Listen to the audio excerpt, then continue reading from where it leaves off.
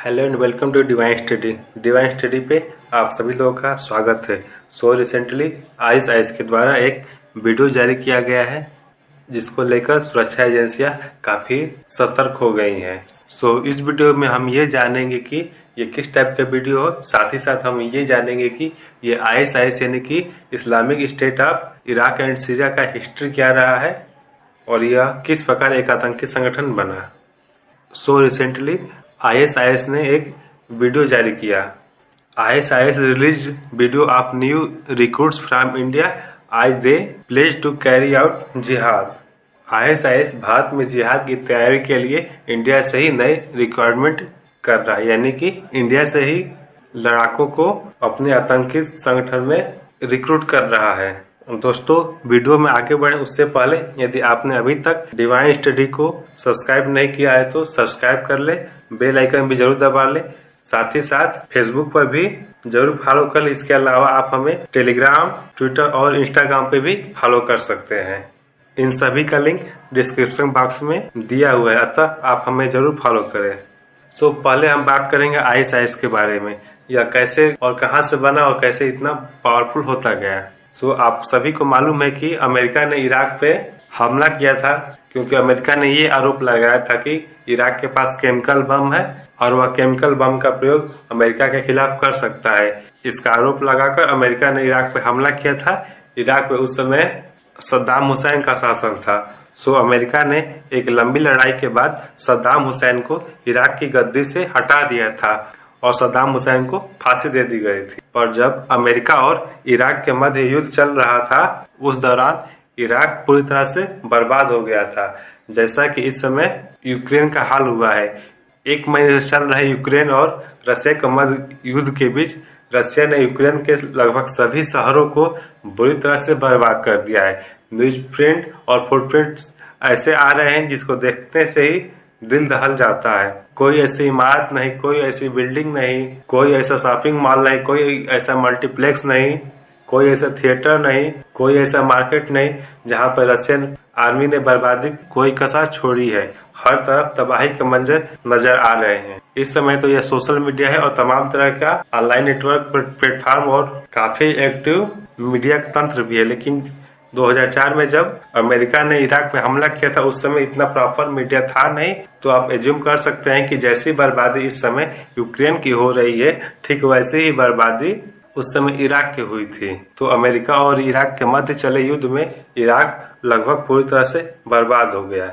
इतना ही नहीं, जब अमेरिका ने सद्दाम हुसैन को गद्दी से हटा दिया और सद्दाम हुसैन को फांसी दी, फिर उसके बाद अमेरिका ने जब इराक को छोड़ दिया तो इराक के पास अपना कोई बड़े लेवल का सर्वमान्य नेता नहीं था। और जब कहीं पे बड़ा नेता नहीं होगा, कोई ऐसा नेता नहीं होगा जिसको सारे देश के लोग स्वीकार करेंगे, तो वहां पर जाहिर है कि वहां पर छोटे छोटे गुट जो है अपनी अपनी एक फौज बना लेंगे और आपस में लड़ना शुरू करेंगे। और जो सबसे शक्तिशाली होगा वो अंत में सबको हराकर अपनी फौज को सबसे बड़ा कर लेगा और वो सबसे बड़ा गुट बन जाएगा। तो अमेरिका ने जब इराक को छोड़ दिया, इराक में कोई नेतृत्व करता नहीं था, तो वहां पे छोटे छोटे गुट अपनी ताकत बढ़ाकर लड़ाई लड़ना शुरू किए।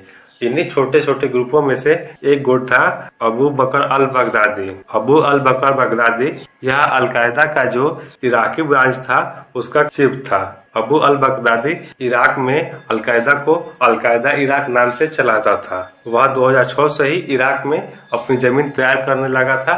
अपने संगठन में वह लगातार लड़ाकों को भरता जा रहा था। मगर 2006 में जब अबू अल बकर बगदादी अपने संगठन अलकायदा इराक का विस्तार कर रहा था, तो उस समय उसके पास न तो पैसा था, न कोई बाहरी मदद थी और न ही उसके पास कोई लड़ाके थे। फिर अमेरिका ने जब सद्दाम हुसैन को गद्दी से हटा दिया और उनको फांसी पर लटका दिया, तो जो सद्दाम हुसैन के सेना के कमांडर थे और जो उनके सद्दाम हुसैन के सिपाही थे, उन सभी को मिलाकर अबू बल अकर बगदादी ने अपनी शक्ति बढ़ानी शुरू की। जाहिर है, पहले से ट्रेन किसी सेना के कमांडो और सिपाही जब किसी आतंकी संगठन में मिल जाएंगे तो आतंकी संगठन पहले से कहीं ज्यादा शक्तिशाली हो जाएगा। जब बगदादी के पास थोड़ी बहुत फौज इकट्ठी हो गई तो उसने छोटे छोटे हमला करना शुरू किया। उसने पुलिस स्टेशनों, मार्केट प्लेस और जहाँ जहाँ पे कोई भीड़ भाड़ वाला इलाका है वहां पर धीरे धीरे उसने हमला करना शुरू किया। पर बगदादी को जितनी आशा थी कि इराक में बहुत जल्द हम एक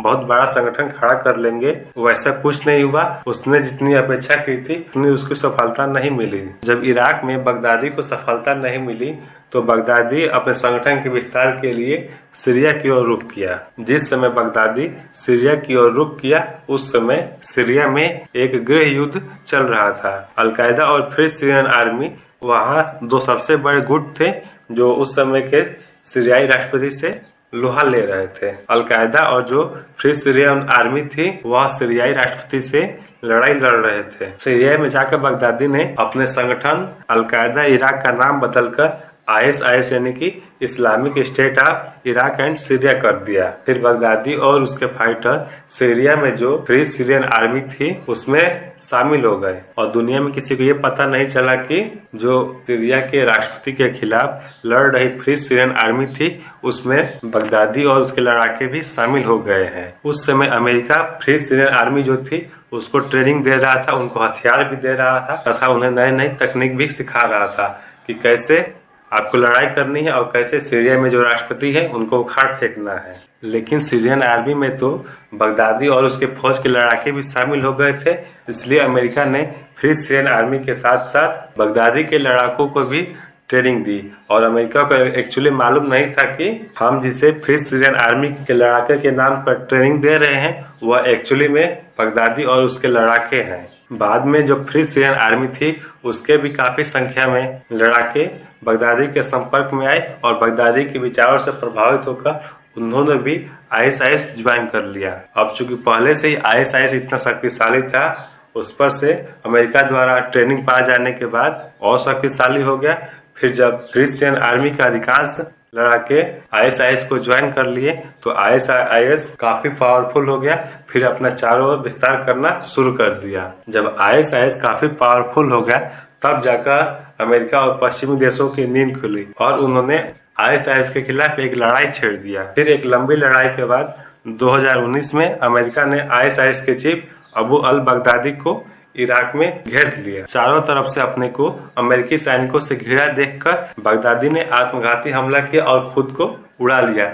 वह चाहता था कि मैं जिंदा अमेरिकन सेना के हाथ में न पड़ जाऊं। बगदादी तो खैर अपने आप को सुसाइड बम्बर बनकर अपनी जीवन लीला समाप्त कर दी, पर जो ISIS के लड़ाके थे वे अभी भी छिप छिप कर अपनी गतिविधियों को अंजाम देते रहे हैं। सीरिया के फ्रीडम फाइटर जितने थे उनको अमेरिका ने हथियार और ट्रेनिंग दी, वही फ्रीडम फाइटर अब ISIS के बैनर तले लड़ना शुरू कर दिए थे।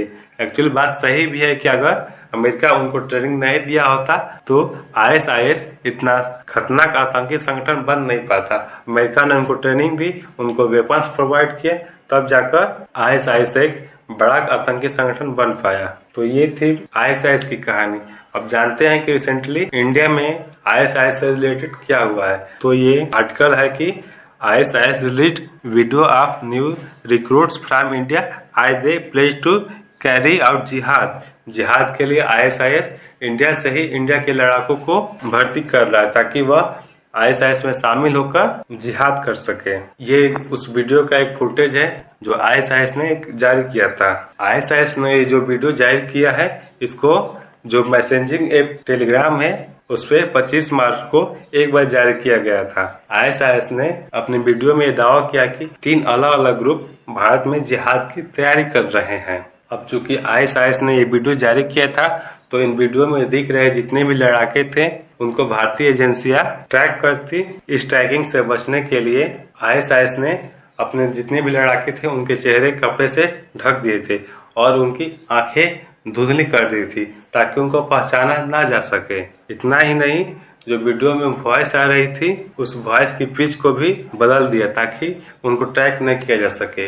आपको बता दें कि किसी की वॉइस की पिच वो चीज होती है जिसके चलते किसी की आवाज मोटी या किसी की आवाज पतली होती है।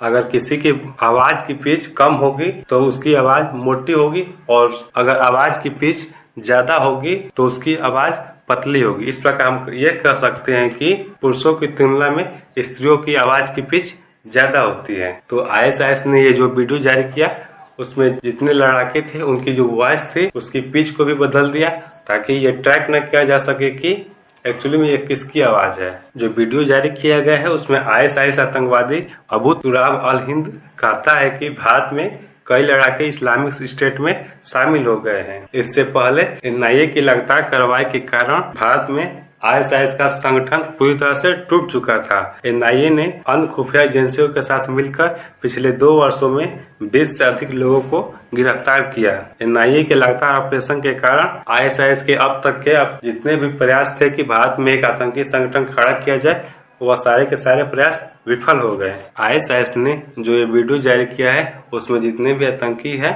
वे छोटे हथियार जैसे पिस्टल आदि का यूज कर रहे हैं और वे टारगेट शूटिंग का अभ्यास कर रहे हैं। इस वीडियो की सबसे बड़ी खास बात यही है कि आईएसआईएस की सदस्यता लेने वाले सभी आतंकवादियों के हाथों में छोटे हथियार हैं, जिससे खुफिया एजेंसियों को यह संदेह है कि यह एक स्थानीय मॉड्यूल है जिनका उद्देश्य टारगेट किलिंग है। मालूम है कि जम्मू कश्मीर में पिछले कुछ महीनों से टारगेट किलिंग की लगातार खबरें सामने आ रही हैं। टारगेट किलिंग का मतलब वो होता है कि किसी विशिष्ट पहचान वाले, चाहे किसी जात को हो, किसी धर्म का हो या किसी स्टेट का हो, किसी रेस का हो, उनको पहचान को उनका शूट किया जाए। जैसे 1990 के दशक में कश्मीरी पंडितों को टारगेट किलिंग के द्वारा उनको मजबूर किया गया था कि आप कश्मीर छोड़कर भाग जाएं, वैसे ही इस समय कश्मीर में टारगेट किलिंग की खबरें आ रही है। कश्मीर के अलावा भारत के जो दूसरे स्टेट है वहाँ के मजदूर जाकर अगर कश्मीर में काम करते हैं तो उनको पहचान कर उनको शूट करने की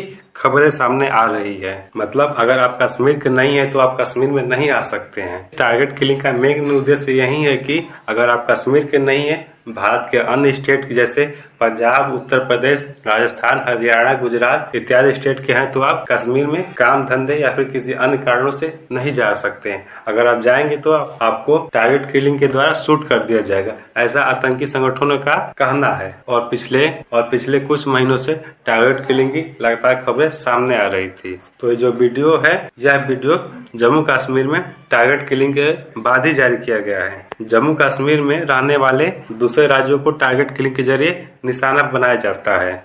इन हत्याओं की जिम्मेदारी आईएसआईएस ने एक वीडियो जारी करके ली है और ये जितनी भी हत्याएं हैं वह छोटे छोटे हथियारों से ही की गई है। मतलब पिस्टल, राइफल आदि का यूज करके ही ये सारी टारगेट किलिंग की जाती रही है। पाकिस्तान की जो खुफिया एजेंसी है आईएसआई, वह आईएसआईएस की आड़ में भारत में आतंकी गतिविधियों को अंजाम देती रही है। वह समय समय पर अलग अलग संगठन बनाकर अलग अलग नाम से भारत में लगातार आतंकी हमले करने का प्रयास करती रहती है। इन आतंकी संगठनों के जरिए आईएसआई जम्मू कश्मीर सहित पूरे भारत में आतंक फैलाने का प्रयास करती रही है। बीते दिनों आईएसआईएस और टीआर जैसे नए आतंकी संगठनों ने कश्मीर में आतंकी हमले किए थे। भारत की जो सुरक्षा एजेंसियां है उनका ये मानना है कि पाकिस्तान की जो आईएसआई है वह इन आतंकी घटनाओं के पीछे है। एक्चुअली में नए आतंकी संगठन खड़ा करके हमले करने की रणनीति जो इस समय पाकिस्तान की खुफिया एजेंसी आईएसआई अपनाई है, इसके जरिए वह यह चाहती है कि कश्मीर में आतंक भी बढ़े और उसका नाम भी बदनाम न हो कि इन हमलों के पीछे आईएसआई जिम्मेदार है। इसीलिए नए नए तरीके अपनाकर आईएसआई भारत में रोज नए आतंकी संगठनों को खड़ा करके आईएसआई कश्मीर सहित पूरे भारत में आतंक फैलाना चाहती है।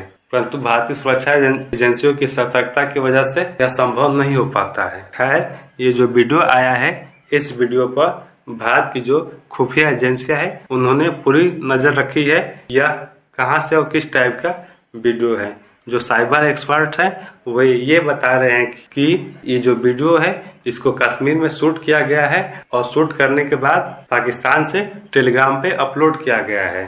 अब भारत की सुरक्षा एजेंसियां आईएसआईएस के इस प्रयास को कैसे निष्फल करती है यह तो आने वाला समय बताएगा। फिलहाल में ये है इस वीडियो का अंत। फिर मिलते हैं हम नए वीडियो में, तब तक के लिए धन्यवाद। जय हिंद।